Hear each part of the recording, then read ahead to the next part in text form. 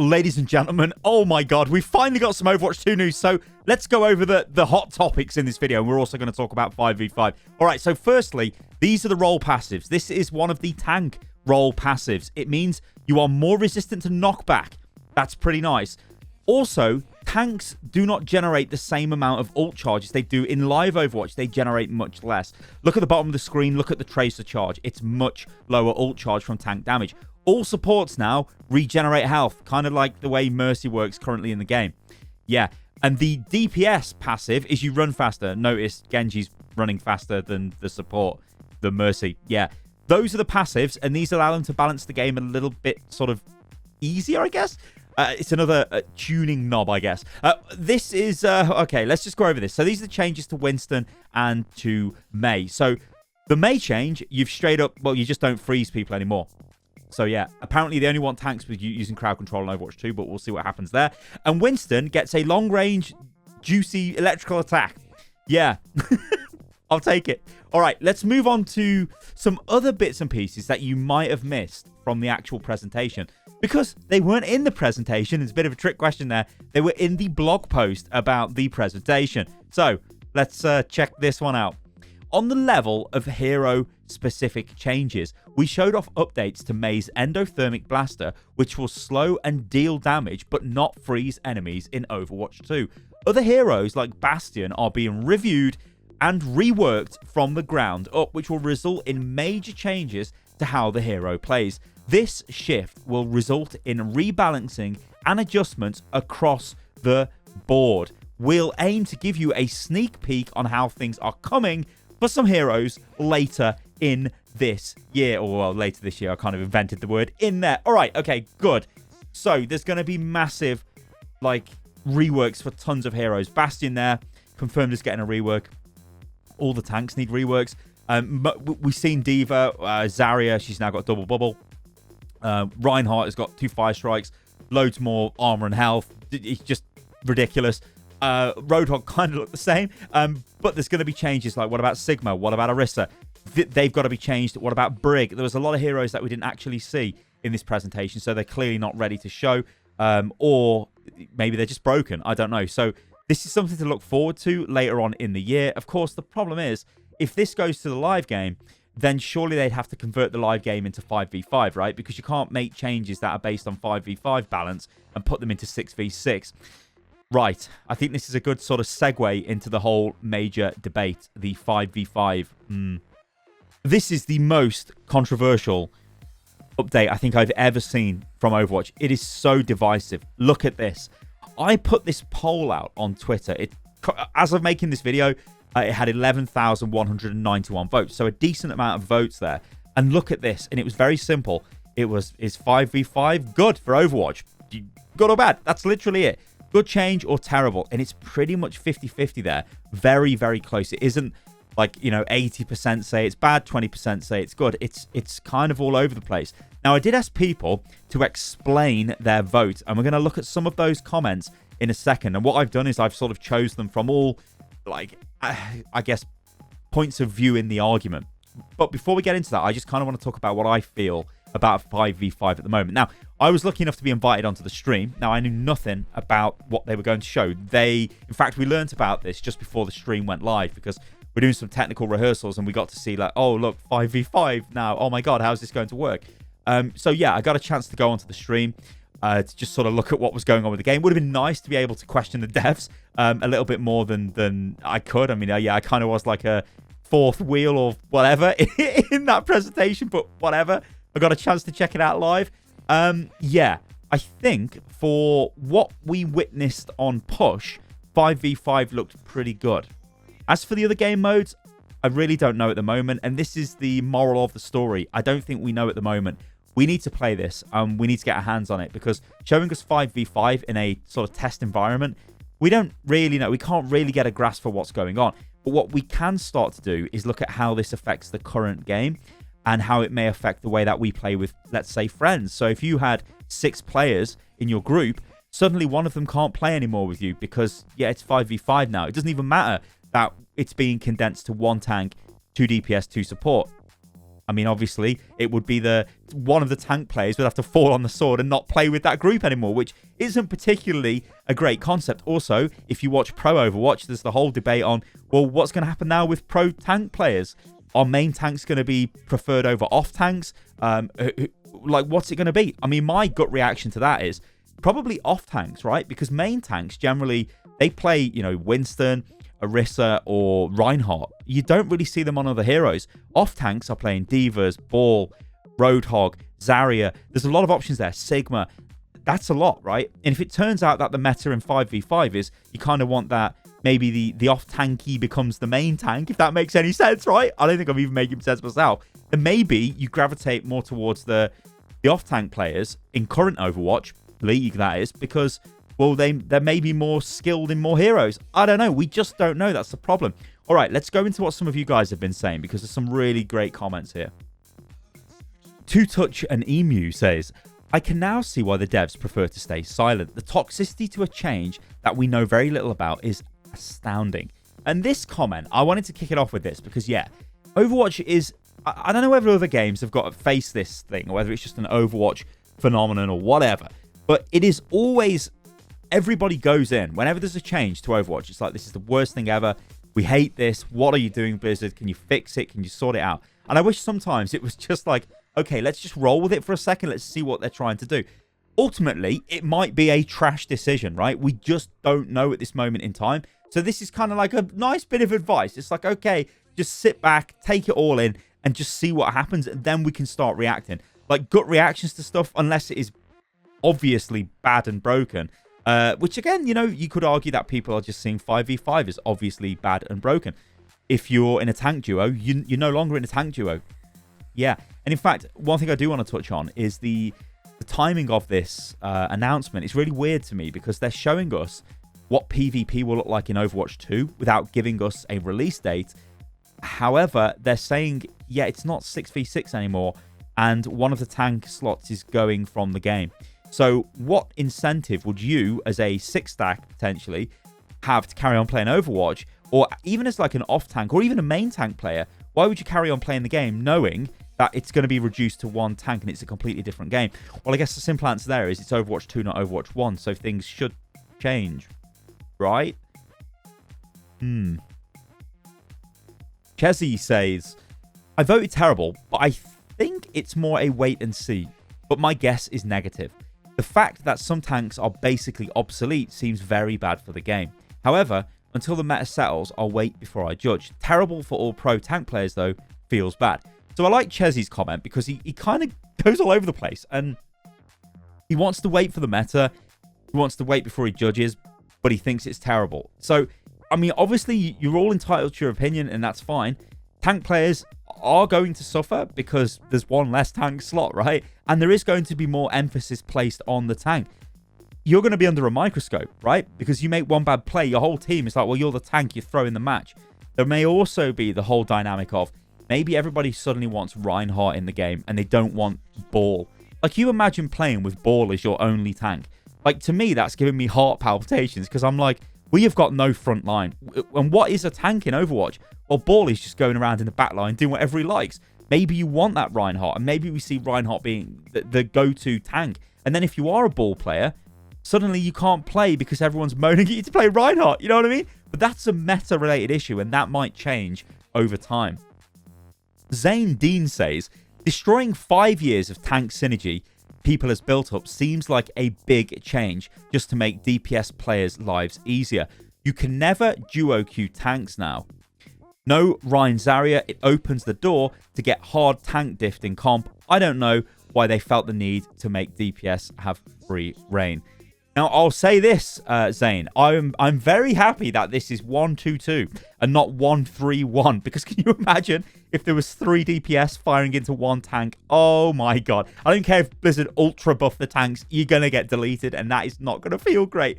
But yeah, this comment is a pretty good one as well. The whole idea of no longer having the synergy with other tank player, yeah, that's going to be a big loss. I liked playing Zarya with a Reinhardt. I didn't really like playing Zarya with a Ball, although it's not too bad. But Zarya, I guess the best example would be Orisa. Was not great, right? So you had to play something else. I guess with one tank, you will be able to have like more of a free reign on the selection of the hero you want to play. But again, that'll be a problem when it comes back to the whole, what is the current meta of 5v5? How is the game flowing? How is the game changing? How is the game adapting? And we won't know that until we play the game. But I think that's a very valid comment there. Ramon says, good change. One less enemy to worry about when you're carrying your team. I've wanted this for years. I was always frustrated by the fact that my play had sometimes little to no effect if your team was bad.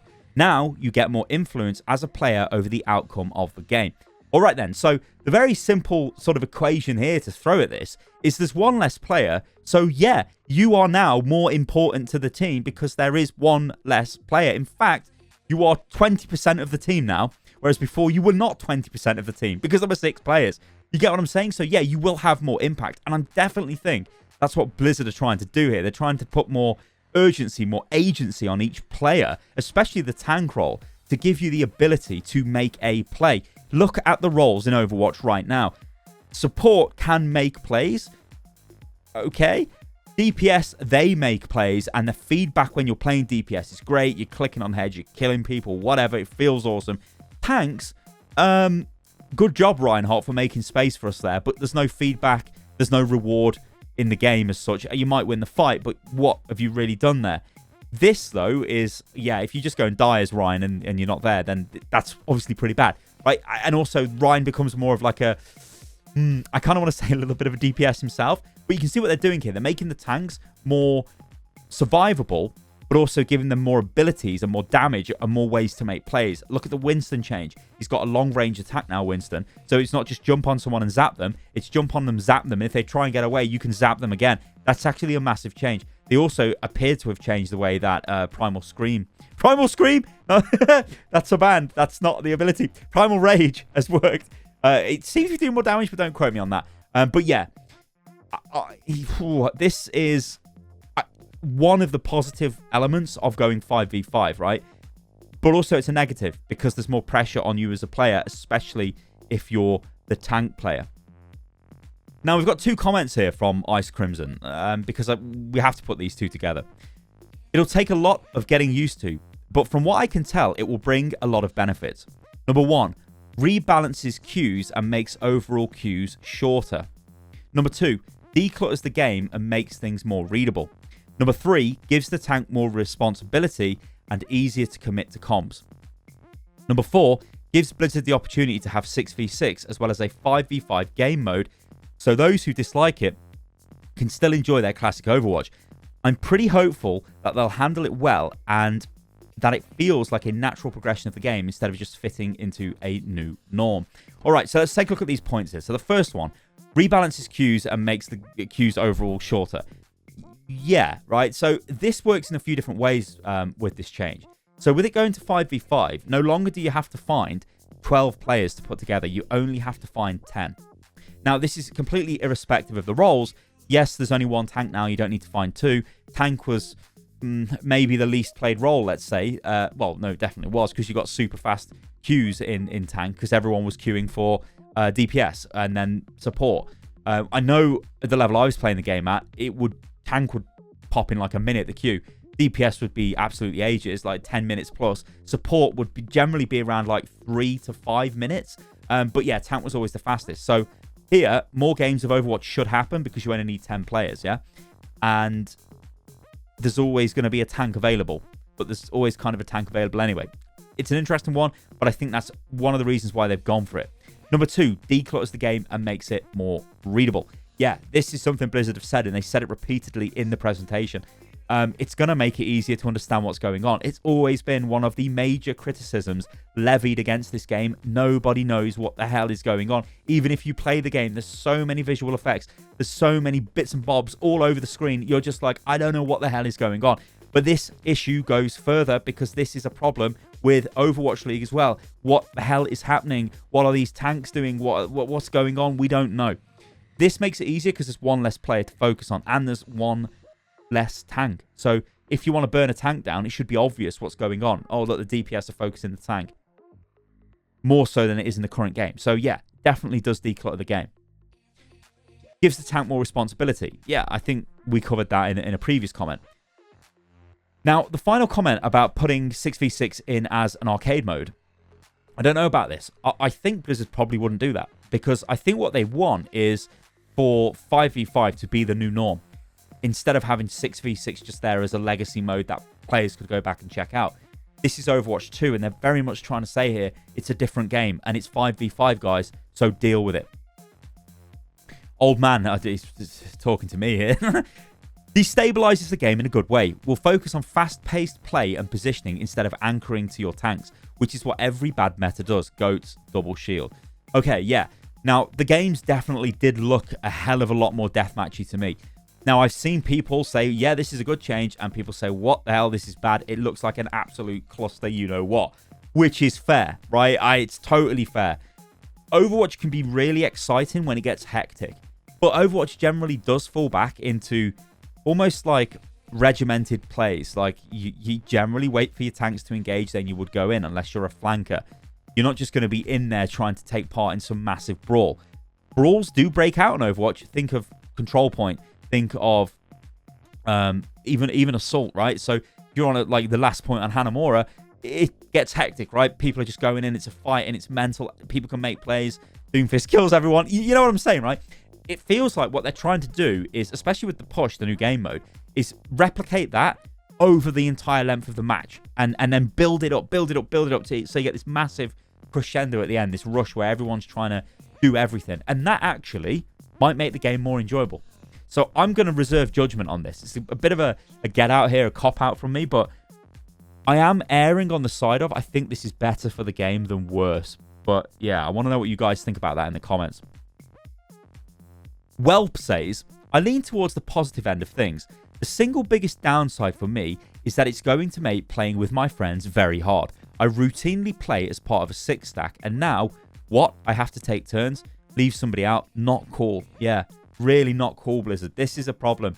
This is a major problem. And again, this is an argument for leave 6v6 in the game in some way. But then why would you do that if you want it to be 5v5? That is the format of Overwatch 2. It's very difficult, this is. It's almost...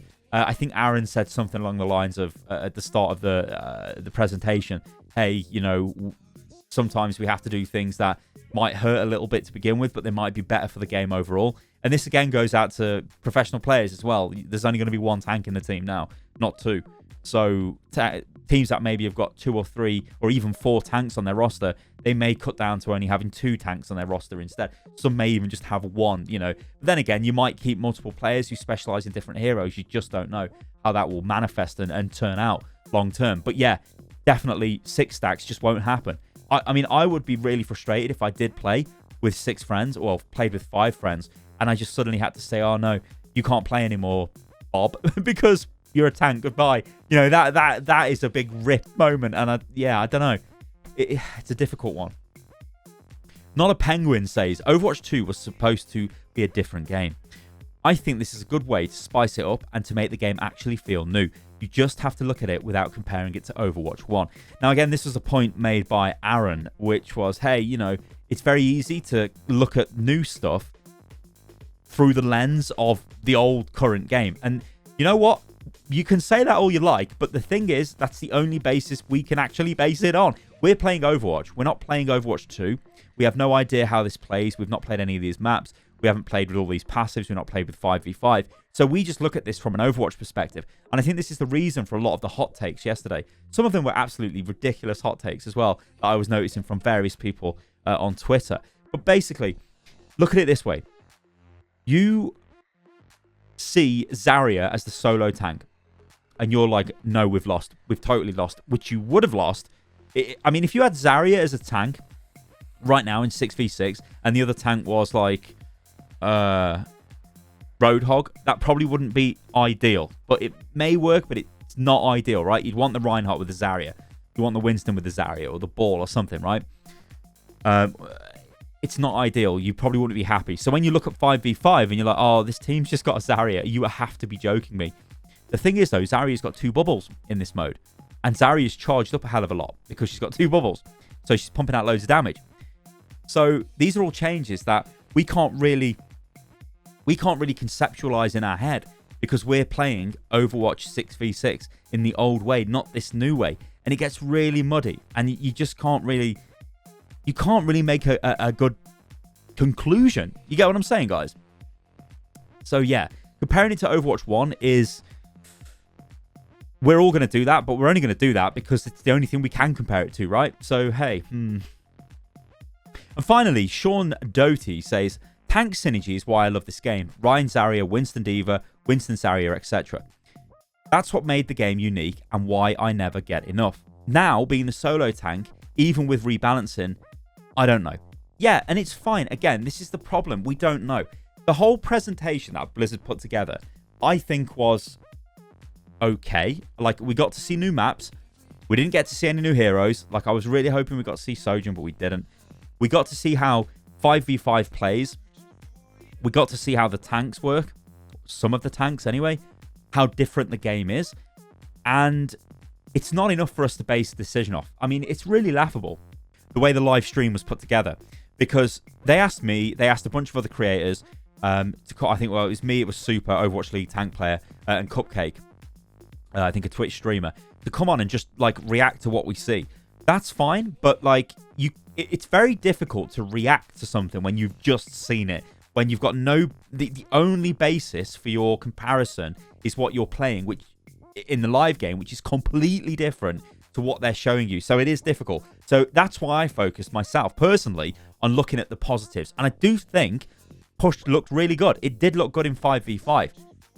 Anyway, guys, this has been a pretty beefy video. What I want you to do in the comments below is let me know what you think about this. It is a meteoric change or shift in the way Overwatch is going to be played. It's no longer a 6v6 game. It's a 5v5 game. I think there's going to be a ton of debate about this, but I think we're only really going to get down to the nitty-gritty when we can actually play this mode. I mean, you know, it'd be really nice if somehow they could put this on the experimental card. Maybe even, like, put the role passives on experimental or something. It would be really cool. And also, not having a release date. And I moaned about this earlier on in the video, but this is a major, major issue for me. You come out, Blizzard, and you say, we're making all these changes, radical changes to the game that we're playing right now for Overwatch 2, but we're not telling you when Overwatch 2 is coming out. And it creates despair. It creates, why should I play this game right now? Because I don't know what it's going to look like when Overwatch 2 comes out, whenever that is. And that is not a good idea. All right, guys, thanks for watching the video. And again, thank you for all of the support you've been giving me recently. I am going to try to get back into full-time video production. I am feeling much better in myself. I have, like, up and down days, which is definitely better than I was, because I was just in literal down days all the time. But yeah, hopefully things will get back on track. And as ever, you can follow me on everything, which is @Stylosa on Twitter, Instagram, and TikTok, although I hardly post on TikTok. I should probably sort that out. All right, guys, thank you very much for watching the video. And I'll catch you lovely lot on the next one. Toodaloo.